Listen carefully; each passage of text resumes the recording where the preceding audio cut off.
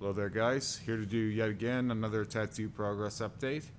Where I last left off, I showed off the color on black that Rick and I were doing here a few days ago. We did all kinds of different colors on my forearm. It was blue, purple, green, orange, what's called bone white. It's like a brownish kind of white. It's kind of got like a dirty kind of white look to it. That's all healed up now, so um, it went real dark when it was healing. It was kind of strange, like especially the dark purple parts. So you can see here, it's not like super bright now, right? But like this dark purple, it looked like pitch black at one point. Um, it's really hard to show it off, obviously on camera, but we have the same pops of green up here as we do through here, and those same light tones of purple and pink. We're going to bring the dark purple up here as well so that it's all carried throughout. Obviously, this stuff will all need a second pass always, but um, I actually quite like the color that we have here, like the tones. So if we can just get them to be a bit more solid, again, a lot of this was test this time. We haven't tried some of these colors before. So it's just kind of like figuring out what they'll look like when they're healed and all that jazz. So I like the color scheme that we're going with for this guy. Again, we're going to bring more dark purples up into the... Sorry, it's early in the morning. We're going to bring more dark tones up into the face of the monster up here too, like the top of them, and carry that whole same theme throughout. But Rick was pretty pleasantly surprised with how dark purples healed up, and I think always the oranges always do well over black. It seems like same as reds, and the yellows do as well. The bone white is maybe a little dark in spots, but in the places that it shows, it did the trick. So for here, for example, yeah, you can see it in contrast to the orange in places. I had a bit of a, I was a little more bloody than usual during that session. I don't know what that's necessarily always about, because I don't really change my routine ever. Like, I don't ever really, like, I'm not a drinker for one thing. I have pretty well the same diet every day. Like, my cheat days, I pretty well eat the same exact things every day, and that's been the case for a year and a half or so now. I've been on a kind of meal plan that's I've changed here and there, but overall I've been eating the same way, sleeping the same way, and all that I always have. So sometimes you're just in a strange place, but the fact that I was bleeding more could have something to do with the fact that the colors didn't they didn't come through as much in some areas as others. Like, you can see all that light pink and purple here, and yeah, the green did really well, but there are some tones that didn't work as well. Overall, pretty satisfied with it, and it did tweak my experimental bone. I have a big love for anytime we try new colors. It's my favorite sessions. Obviously, more to say. I had another session with Terry. Obviously, I'm looking a little more red than I did prior. I really like the way that this looks. Obviously, this red is going to soften more to this color. We've seen this time and time again now. If you follow the channel, you know how this goes. I think it's going to need a second pass. That's not really all that surprising either. I'm not annoyed by that. I'm not frustrated with that. That's just the way it is. Just because I could still see some black stripping through the red. That's pretty typical, and I mean, what we're doing is supposed to be impossible anyway, so with that in mind, it's not hard to imagine that a second pass would be in order. With that said, I really like what we've achieved here. It again pulls the monster on my chest out, but it also carves off the monster on my arm from the rest of my body. So it will be, the red will be brought down behind the monster. Obviously we have it down here. It will come around more and this monster will be on the same backdrop as the rose sleeve and the monster on my chest, and again connecting to my head, keeping the dark red background as a consistent theme for the entire bodysuit, most likely. This will probably be the backdrop for my legs as well. I really like the dark red. So often now I have so many people that are always like even at the shop the other day I had a guy who's like, boy, the red really goes dark with the black. It's like, yeah, we're using a dark red. Like, I don't know why I have to stress this so much, but you can get a bright red as well if you want. If you wanted to be doing what I'm doing with a bright red, go for it. You can do it. Nebula red did the trick. I'm sure there are other reds that would too. The bottle that we're using to begin with is a dark red bottle. Oddly enough, the way that it looks over black is closer to the color of the ink than it is over negative space, because it's actually got more of like a cherry kind of pink red to it when you put it in over negative space, whereas it goes this sort of plum or burgundy color when you put it in over black. And it's what I want. It's not my desired result was not to have it be like bright red everywhere. I've already had that in my first bodysuit, so feels like I have to reiterate that all the time, but this was intended to be a dark red. I wanted it to almost be like a black red or like a red black. So I still wanted it to be super dark. I like the dark look. I just, I wanted that red tint to break it off from the foreground. And again, all blacks have a blue base to some extent. And so what contrasts better than red? Now, with that said, wasn't a painful session. Only took about an hour to do all of that. There's actually quite a bit done. We're going to cut it there for until I tackle my back. I talked a lot about doing my back piece this year, late last year and early this year. Still haven't gotten to it. I do still plan to get to it. It's just a lot to wrap my mind around. There's a lot to do with that. There's a lot of moving parts. There's a lot of parts of my back piece that intertwine with my front, and it does cover my whole ass as well. So there's a lot to do. It's hard to wrap my mind around the sessions. I think we'll do it in 4 pieces, but there'll probably be a touch up as well, because I'll probably leave my back to settle a little longer than I did my head.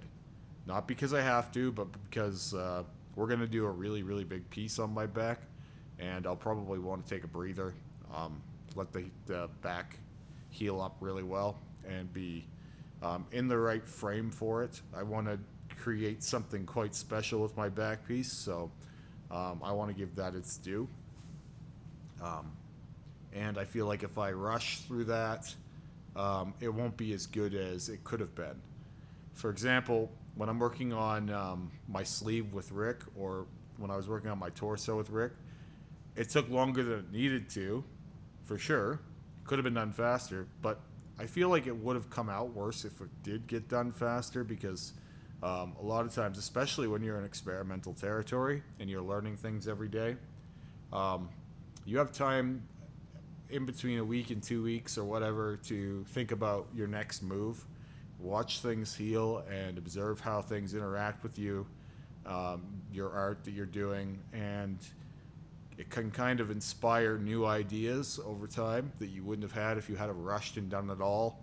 Like, if we had done this all with our limited knowledge at the beginning, the whole thing would have looked different than it did, which is why I waited on my sleeves, which is why I waited on all of this stuff, because I wanted to experiment and see what you could do on your torso, where most people wouldn't see unless I wanted to show them. Now that we got to the sleeves, it's kind of just like,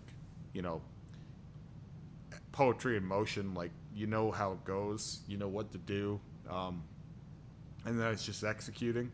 Same as my head and my neck and all this. Like, it was very, very easy to just create these things. Like, the rose sleeve went exactly as planned. It went as many sessions as I said it would take. It took, and now it's just, if I want to make it better, I can. Like, it's not like when I do future appointments on it, because there will be a few more. It's not because they're necessary, it's because I want to. So, for example, for most people, this is a finished sleeve like any other.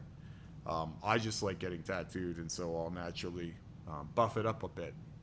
With that said, if I had have done those sleeves at the beginning, with the elementary knowledge base that we had, and which is, by the way, thanks to a very reclusive community. There are people who have done this work before, but they don't share their secrets, not like I have. Not that I'm tooting my own horn here, but I've given more information about multi-layer work than anyone in the world, and I find that quite sad, because this is an old industry, and you'd think that we would be more open to sharing, but we're not. With that said, the work that I'm doing hopefully will instruct someone else to get there a little quicker. But who knows? It is a long road, no matter what you do. I've got a few sessions coming up this week, obviously. No surprise there. I was going to do the back of my neck with Terry. We had a bit of a weird day at the shop, and I really wasn't feeling working on my neck. I find the neck more painful than the chest or shoulder/back area, for reference. And I've had my neck done many, many times. Every part of my neck has been tattooed many, many times. And so I know exactly what it feels like, and I just didn't feel it that day. I didn't want to do it. It's not that I couldn't have done it. I just wasn't in the right mood. I would have sat for it, and I would have been fine with it, but I was having a shitty day, and I didn't really want to make it any worse. That being said, that's coming up this week, so it's not like I prolonged it for very long. I just switched the 2 weeks around, so I was going to do this next week, and then that this week, but I'll get both of them done. This one I was looking forward to more because it has such a dramatic effect on the whole bodysuit. It connects this arm to the rest of what's going on, but it also creates this, it makes this whole sleeve stand out more because it's severed off. It's not this, like, we had the hard black line there and it was visible, sure, but now that that red is bordering it, it really does carve out the monster from the rest of the body. And from there, we can just keep working on differentiating the monster, because now the monster is the sleeve, whereas before the sleeve was just part of the rest of me. I do like continuous bodysuits, and this is not going to be a departure from that. It's not like it's not still attached, or thematically it doesn't work, especially when we build the red in underneath and bring it down all throughout the background. It's going to look really cohesive. For now, it gives the monster its own space. It's like it's on its own little island. With that said, I did have one more development. It's been a busy week, actually really busy week. Some of you, the astute, will have noticed that I have one less piercing. I had another little tear happen. It was a very small amount of skin. It was very, very tiny. I actually was flirting with taking that one out. Ever since this one came out, I've been on the fence about keeping it. I don't know how much it added to the look overall. Not that I do this necessarily for aesthetic purposes. It's mostly experimentation. But it seems as if to say it was outgrowing me as much as I was outgrowing it, because it just came plop right out. So it's not sore. Some people would think that that would be really painful when something like that happens, but usually it's just there's no feeling because that tissue's kind of dead. I don't ever notice it because it's just such a gradual thing. Like, that thing was thin for a long time, but it is what it is. It's gone now. I'm debating whether I want to do the same thing as what I did over here, or if I'm just going to leave it. I could do that myself, obviously. I mean, for people who've been following me long enough know that I have a piercing background. I'll probably be reigniting that in the future here, hopefully over the next year, finishing up my apprenticeship. I wouldn't recommend piercing yourself for most people, but for me, I've pierced myself many, many times. I've pierced lots of people, and I know my way around piercings. With that said, I'm just trying to figure out whether I even want to do it because I'm not as into piercings as I used to be, and I'm not sure that I care to fuss with it anymore. It's not that I can't do it or that it wouldn't be, kind of cool, but it's just kind of like I'm into the fitness stuff now, and I've really taken the tattoos to another level for myself here, and I don't know if I need the piercing journey so much. I don't know if I need that in my life anymore.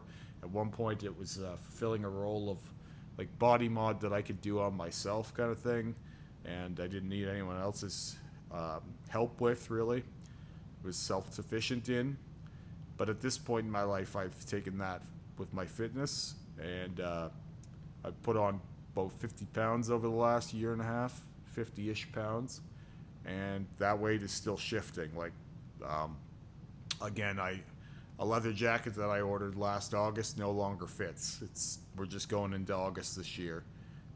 It's both sad and also kind of fun because it means that I'm still doing something right. That being said, it's really hard to find clothes that fit right now. This is not a humble brag in any way, but when you're gaining muscle mass and your waist isn't increasing like proportionately, it's very hard to find clothes that fit. Everything is like when you get an extra large shirt, which is what I need now, which is a weird thing because a couple years ago when I was talking to you guys, I was in smalls and they were a little loose on me. When you're wearing extra larges, but the body, like the stomach in them is like a muumuu.